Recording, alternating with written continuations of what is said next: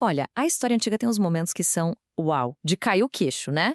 Mas pouquíssimos chegam perto do que foi a dedicação do primeiro templo em Jerusalém pelo rei Salomão. A gente está falando aqui do clímax de uma geração inteira, da concretização de uma promessa divina e da consagração de um lugar que ia, basicamente, definir o futuro de toda uma nação. E no coração dessa história toda, a gente tem três elementos-chave. Um rei, Salomão, no auge de seu poder e sabedoria. Uma promessa, aquela feita por Deus ou pai dele, o grande rei Davi. E, claro, um templo, uma estrutura magnífica pensada para ser, literalmente, um ponto de encontro entre o céu e a terra. Para a gente entender bem esse evento, vamos dividir essa análise em 5 grandes atos, ok? Primeiro, a arca finalmente chega em casa. Depois, a glória divina enche o templo. Aí vem o momento em que a promessa feita a Davi se cumpre. Em seguida, a gente mergulha na grande oração de Salomão. E, para fechar, tem festa, fogo e muito sacrifício. Então, vamos lá. Primeiro ato. A arca chega em casa. Imagina a cena. Depois de anos e anos de construção, o templo está pronto, está de pé, magnífico. Mas ele ainda é só um prédio. Para se tornar espiritualmente completo, faltava a peça central, o item mais precioso de todos, a Arca da Aliança. E olha, não foi uma mudança simples, tipo, vamos levar a arca para lá. Não, não. Foi um evento nacional. Primeiro, Salomão convoca todos os líderes de Israel. Depois, só os sacerdotes podiam carregar a arca, ninguém mais. E a cada passo da procissão, o texto bíblico diz que eram tantos sacrifícios de ovelhas e bois que era impossível contar. Incontáveis. E por fim a arca colocada no seu destino final, o Santíssimo Lugar, o coração do templo, debaixo das asas de ouro dos querubins. Ok, mas o que tinha de tão especial dentro dessa arca? Bem, nesse momento da história, ela guardava o coração, a essência da identidade de Israel. As 2 tábuas de pedra que Moisés recebeu lá no Monte Horebe. Era o contrato, sabe? A prova física da aliança que Deus tinha feito com o povo séculos antes na saída do Egito.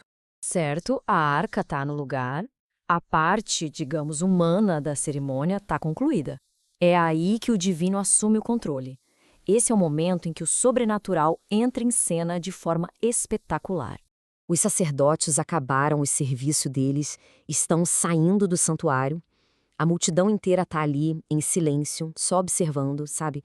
A expectativa é palpável. E é nesse exato instante que o que era esperado, o que era fé, se torna visível, tangível. Uma nuvem, o sinal visível da presença de Deus, simplesmente enche o templo. E a glória é tão intensa, mas tão intensa, que o texto diz que os próprios sacerdotes não conseguiam ficar de pé para continuar o trabalho. Pensa na força disso. Era a aceitação divina do templo, uma consagração que ninguém podia negar, simplesmente avassaladora. Diante dessa cena incrível, Salomão se vira para o povo. E a primeira coisa que ele fala não é sobre o templo ser bonito ou sobre a própria grandeza dele como rei.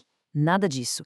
Ele fala sobre fidelidade, sobre uma promessa feita uma geração antes, para o pai dele, o rei Davi. E aqui a gente vê essa passagem de bastão entre gerações se concretizando. Davi, o grande rei guerreiro, queria muito de coração construir esse templo, mas a palavra de Deus para ele foi bem clara. Não vai ser você, vai ser o seu filho, um homem de paz, que vai construir a casa para o meu nome. Então Salomão está ali, ciente de que ele é o herdeiro que está realizando o grande sonho do pai. Com essas palavras, Salomão bate o martelo. Ele está dizendo oficialmente, a promessa se cumpriu. O que foi dito lá atrás para o meu pai, agora está feito. O ciclo se fechou. E percebe, o foco não é a casa que eu construí, mas sim a prova de que a palavra de Deus é fiel. E agora, a gente chega no coração teológico de toda a cerimônia. Depois de falar com o povo, Salomão se vira para o altar e faz uma das orações mais longas e completas de toda a Bíblia. E antes de pedir qualquer coisa, Salomão lança essa pergunta que é cheia de humildade, de espanto. Mas será mesmo que Deus moraria na terra? Ele mesmo continua dizendo que nem os céus dos céus podem conter a Deus. Ele reconhece o paradoxo, sabe? Como é que um Deus infinito pode, de alguma forma, habitar num prédio finito feito por homens? Essa tensão vai guiar a oração inteira dele. E a oração dele não é nada genérica. É quase uma visão de futuro para Israel. Ele dedica o templo como um lugar para buscar justiça, para pedir perdão depois de uma derrota na guerra, para clamar em tempos de seca ou fome. Mas ele vai além. Ele pensa nos estrangeiros que viriam buscar a Deus ali, nas orações em tempos de guerra e, o que é bem profético, ele ora para que o templo seja um ponto de referência para quando o povo se arrependesse, mesmo que estivesse no exílio. E vale muito a pena a gente destacar esse ponto aqui. Salomão ora especificamente pelo estrangeiro, pelo não-israelita, que um dia viesse até ali para orar. A visão dele não era de um clube fechado, exclusivo, sabe? Era de uma casa de oração que se tornaria conhecida no mundo todo, para que todos os povos pudessem conhecer a Deus. Bom, com a oração terminada, começa a parte final da dedicação.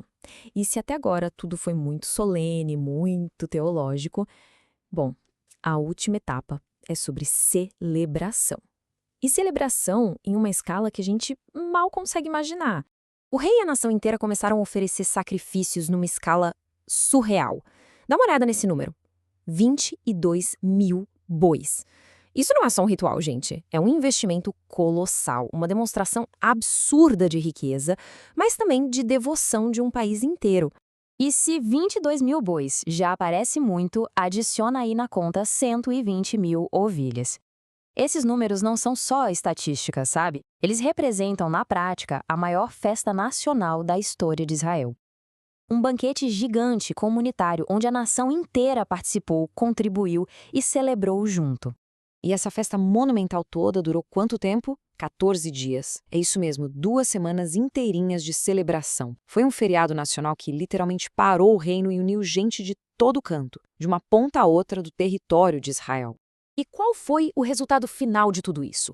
O texto termina com essa imagem muito poderosa. O povo voltou para casa não só satisfeito, mas alegre e feliz de coração por tudo que aconteceu. É aquela sensação de missão cumprida, sabe? De identidade nacional fortalecida e, claro, de favor divino confirmado. E assim, a gente termina exatamente onde Salomão começou, com uma grande questão. A dedicação do templo até oferece uma resposta, mas também deixa no ar essa pergunta que ecoa há séculos. Como é que um espaço físico, um prédio de pedra e ouro, consegue se tornar o ponto central de uma fé num Deus que nem os céus conseguem conter? No fundo, toda a história do templo é uma grande tentativa de responder a essa pergunta.